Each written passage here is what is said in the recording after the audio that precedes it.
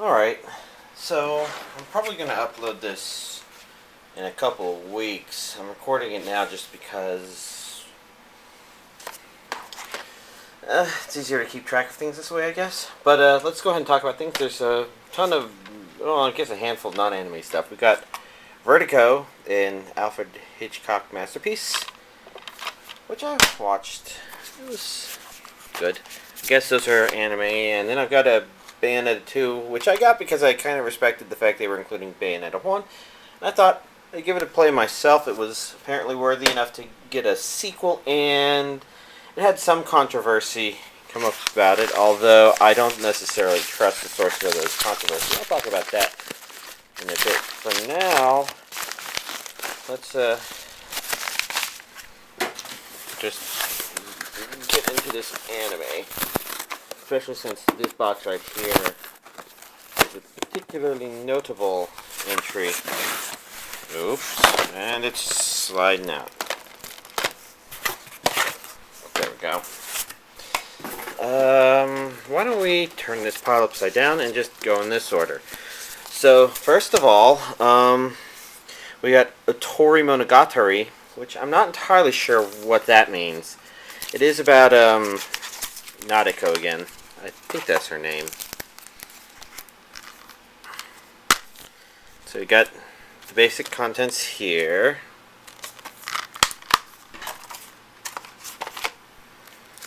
And now, let's see, we've got a booklet with information about it. I'm kind of flipping through that quick just because if there's any particularly spoilerish thing about it, I don't want you to see too much, and man, this is being annoying.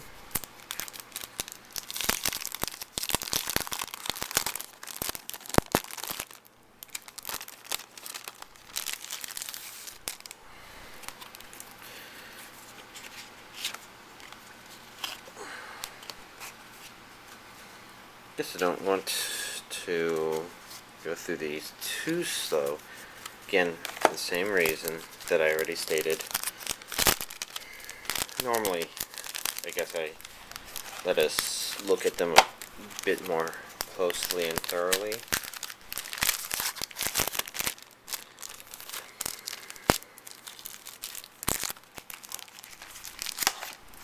And then, of course, we've got proof of purchase and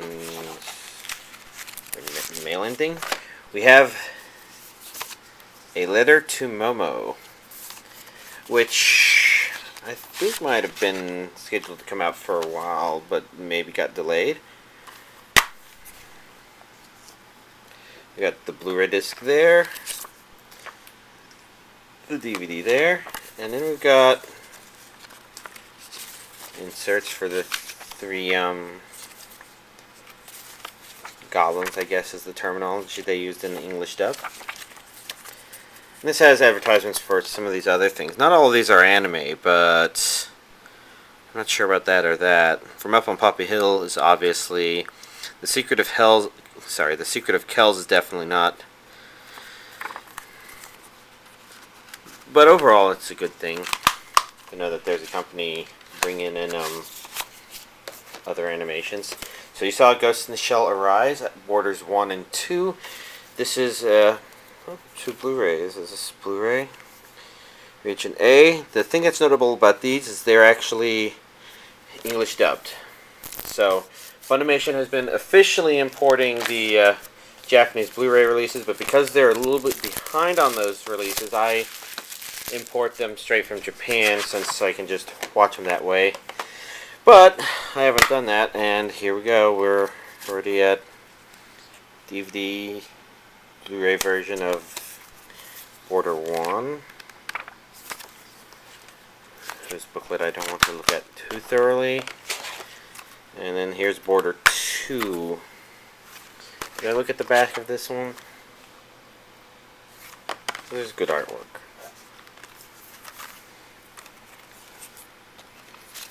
We got our DVD and Blu-ray versions. And once again, a book with random stuff in it, but I don't want to peek too closely. Just a nice cityscape in the background.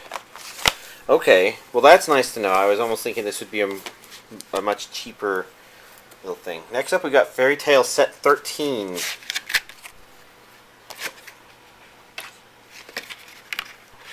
Their magic spells destruction. Unfortunately, I would need to catch up to be able to really comment on that. So we got the Funimation insert. Been back on Gaia Online recently, and they definitely have a bit of a fairy tale binge going on with you being able to change your avatar to animals very reminiscent of fairy tale. Next up, we've got Hakkenden 8 Dogs of the East Season 2 collection. And I'm not sure what to think about this series, just because I haven't watched it yet. I guess Fairy Tail is Region A only. Did I look at this? It says Region A on the back. Because this is Region A, English dubbed.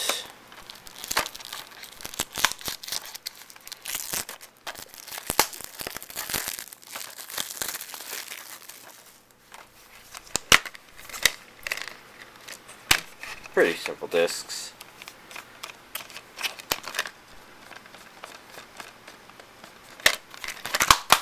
So in the Blu-ray version,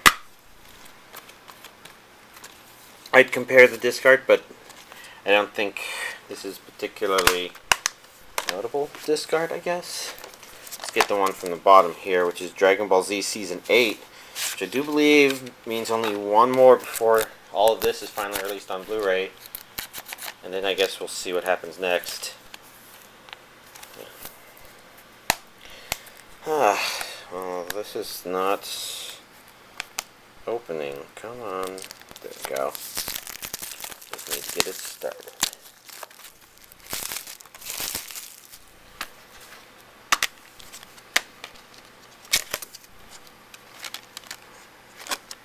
Nothing too complicated about the discs.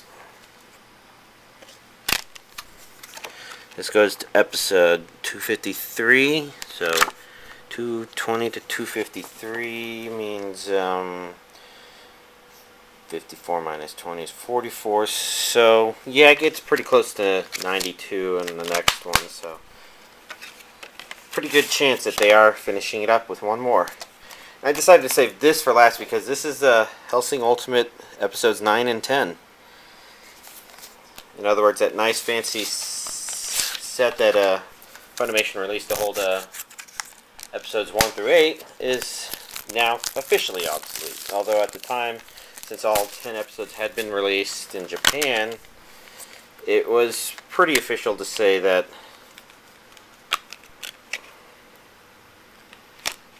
it was obsolete when it came out here. So this is the Blu-ray. DVD and DVD. It will be nice to finally be able to complete Hellsing Ultimate. It seems like it's been a long time since Genion started. Region A only. We've got the Blu-ray and DVD versions. Well, that's this week's anime DVD collection update. Actually a pretty decent update. Now as for my talking stuff, I'll see if I can make this quick, because I guess I'm going to try and cover what I opted not to cover last week. I got my list open here. I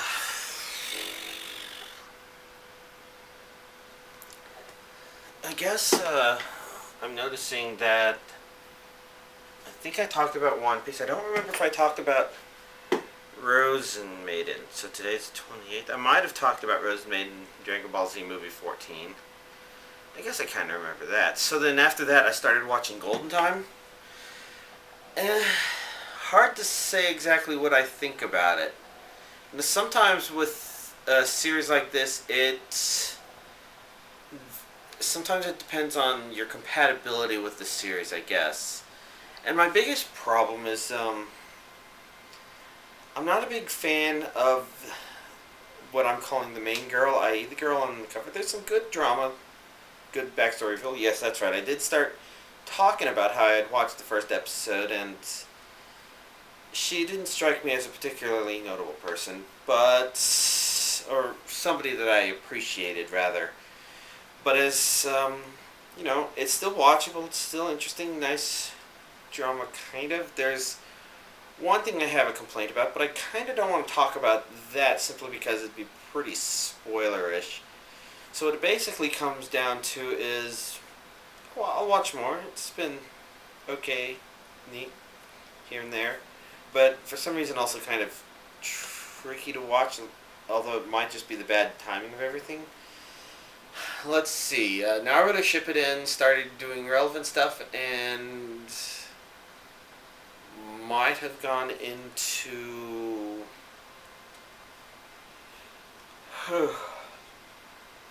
I'm trying to remember if it was going back into completely spoiler or filler territory or not. Hard to remember, but some very interesting things did happen. I can remember that.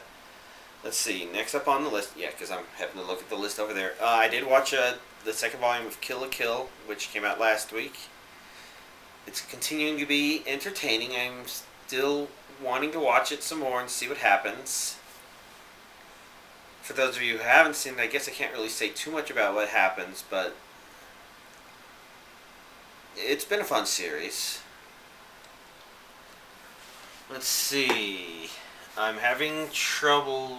Oh, yeah.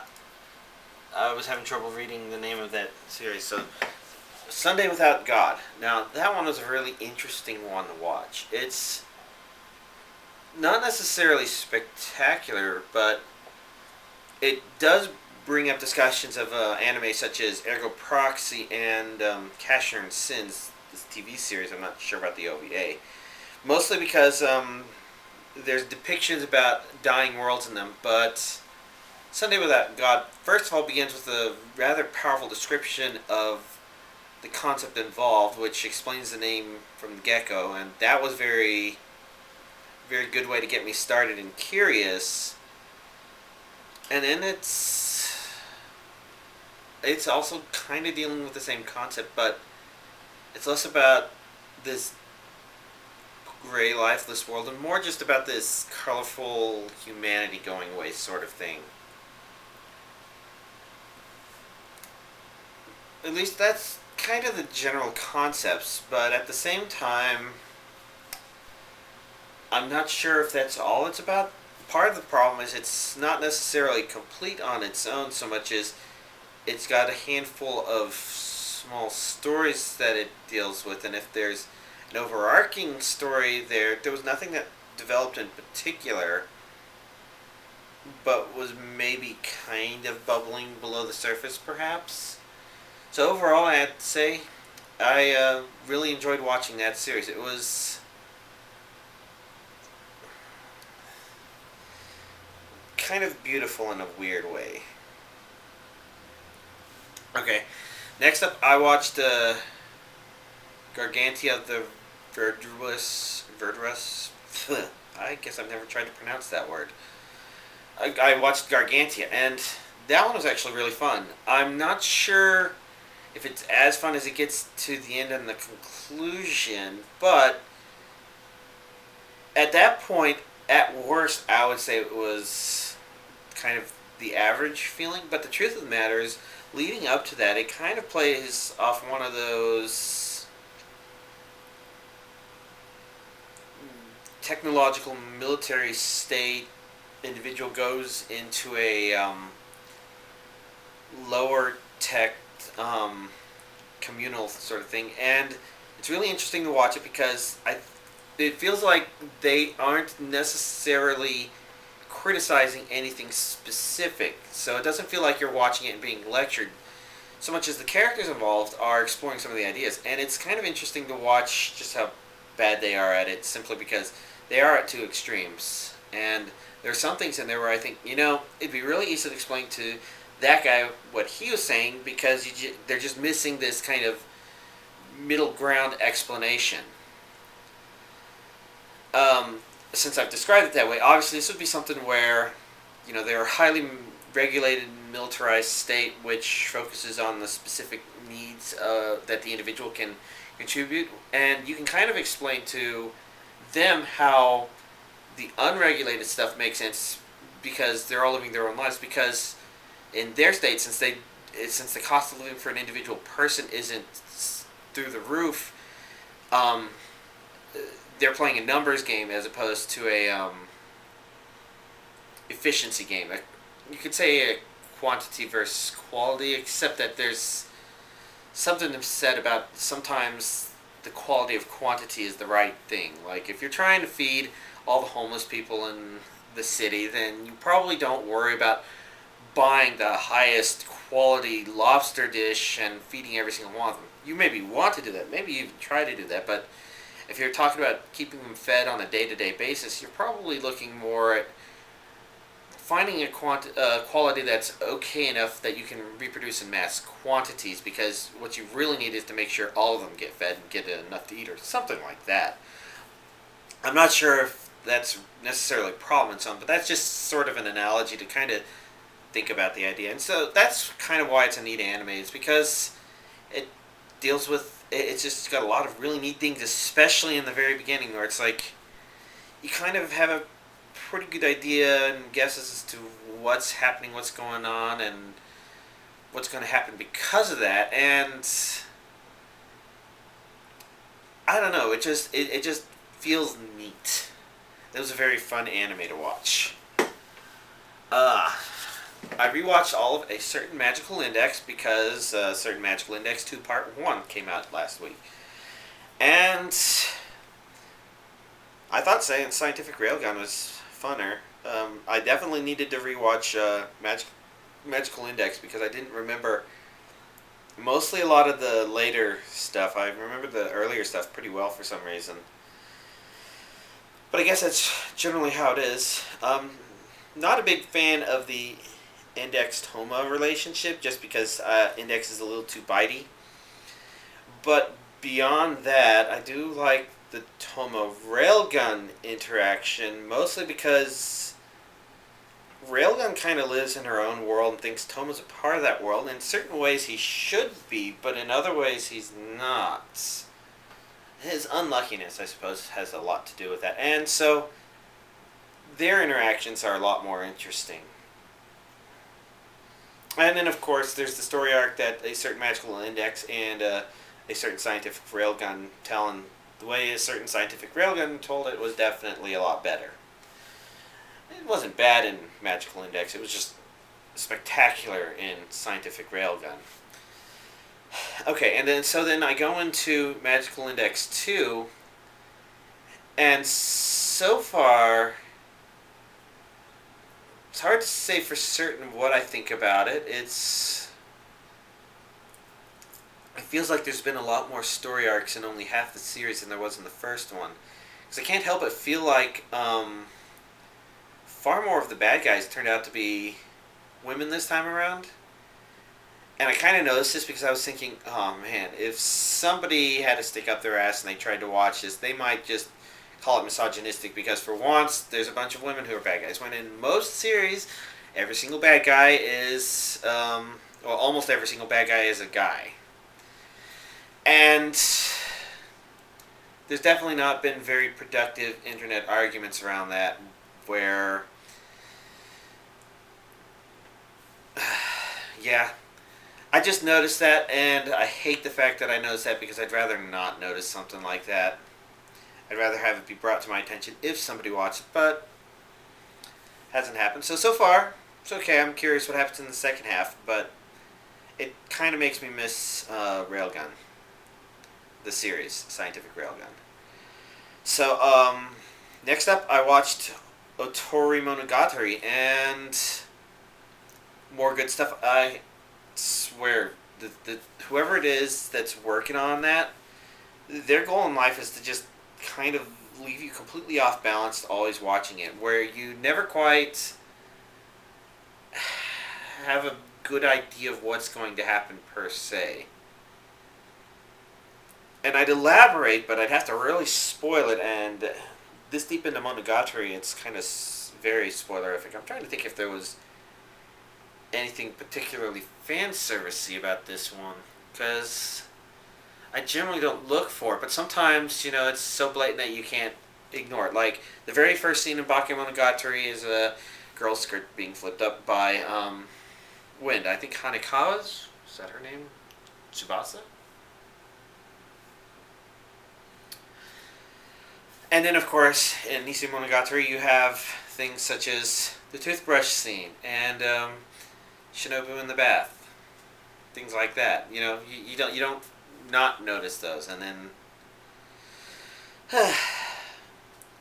so it'll be interesting to see what the next part of Monogatari's second season is like and about. I guess I have to wait a couple months for that, but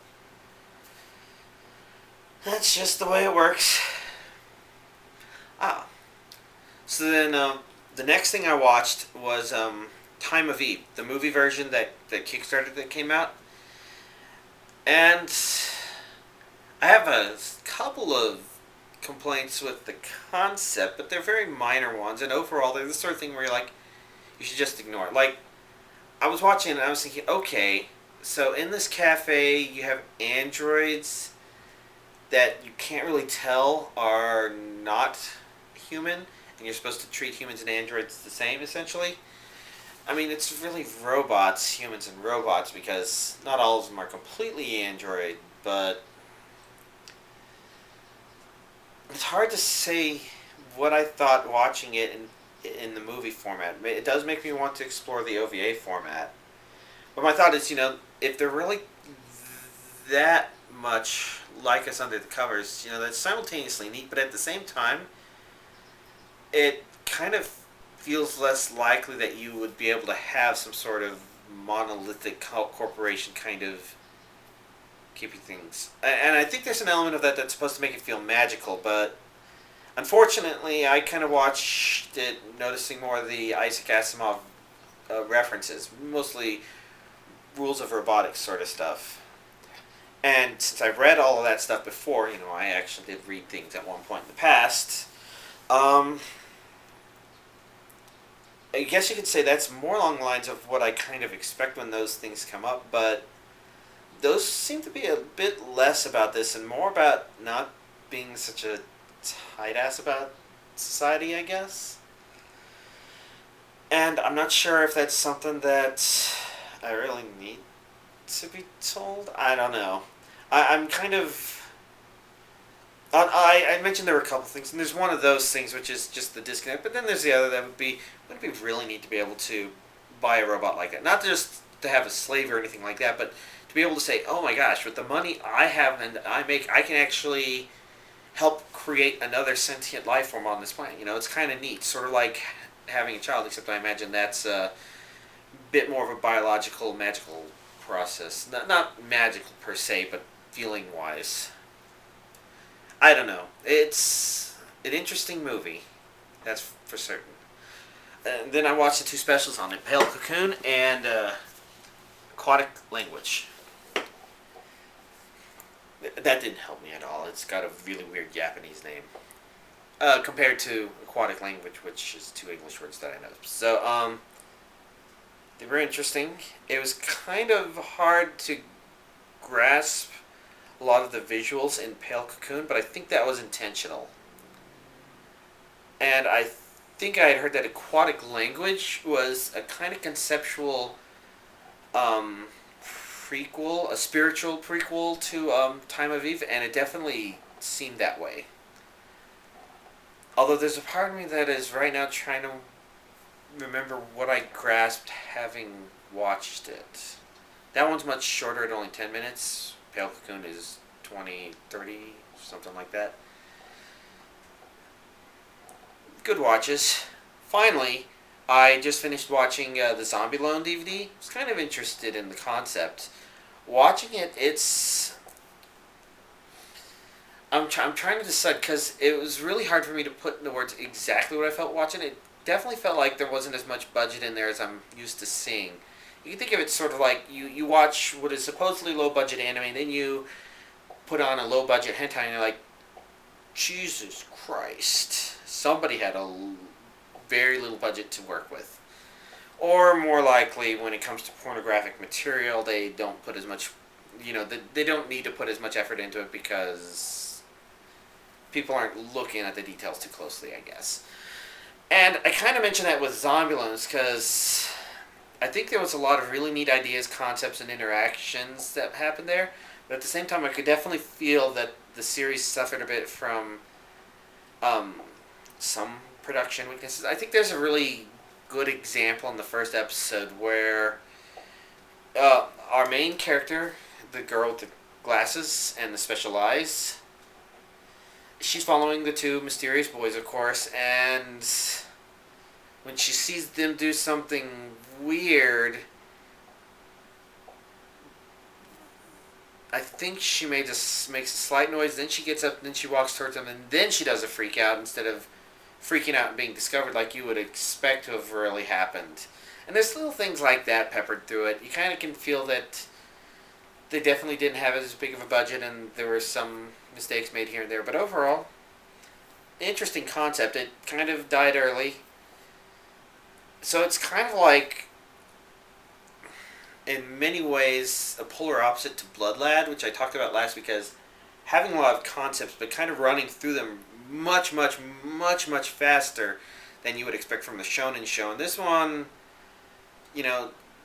kind of just didn't have as much budget to it. Blood Lad felt like it did have a normal budget or something like that. But I say they're not quite opposites because they're both there in terms of it doesn't quite feel like a complete experience watching either of them. Alright, so that's with everything. I don't know if there's anything special to mention about Smash Brothers. Definitely looking forward to the Wii U version. Just a bit miffed that Amazon doesn't have the GameCube controller bundle yet, but then there's a good question of whether or not I'll use the GameCube controller because the Wii U tablet will be a lot more like the 3DS, and so I might be able to pick up playing on that a lot easier than I would have otherwise. And then I mentioned picking this up, kind of having some respect for it, and I did play it a little bit. Or Bayonetta 1, that is. And I could understand people having complaints about it. It didn't do a very good job of drawing me in. I only played through the first prologue, Chapter 0, I think. And there's interesting things about it, but it overall just seems a little too trying to shove things into your face, sort of. I mean, I know the common complaint is, oh yeah, Bayonetta herself is doing all these unnecessarily sexy poses. I'm like, that doesn't really feel out of place given this big muscular guy coming out of nowhere and he's talking tough. I'm like, they're very obviously they're presenting these characters as if I'm supposed to just take, oh yes, they're awesome, but then it just keeps going on and on and on and on and on and on and on and on and on and on and on, and then I'm not caring. I haven't been given a reason to care, and that could just be an incompatibility with me and Bayonetta, but I kind of feel like I need to play it some more to tell if it's going to be something that I'll really like. But it's really hard to, because with the Super Smash Brothers, I finally beat Classic on 9.0, and so I've shifted my focus to the next challenge, which is I want to make sure I have all the movesets for all the characters, because I think after that I just need hats, and I still need something like 15 hats. And since I've been getting a ton of hats, but none of them are new, it makes me think I need to be doing that on 9.0 difficulty. But I'll do that after I have all the custom movesets, and then figure out what I do from there, because I already have over 600 trophies. Oh well, it's all complicated. Unfortunately for y'all, watching this video, like I said, it's going to happen in a couple of weeks. Part of that is because I'm reluctantly moving forward with a plan to continue purchasing my anime and not break the hobby. But I don't want my family to know that just yet, because we're having certain disagreements, and I'd rather not rock the boat, I guess. So I guess that's talking about everything I wanted to talk about. This video is probably very long, so I should end it here. Y'all have a nice week, and since this will be posted maybe a couple weeks from now, you can probably expect this to be the first of a couple of videos uploaded all at once. So bye. Later.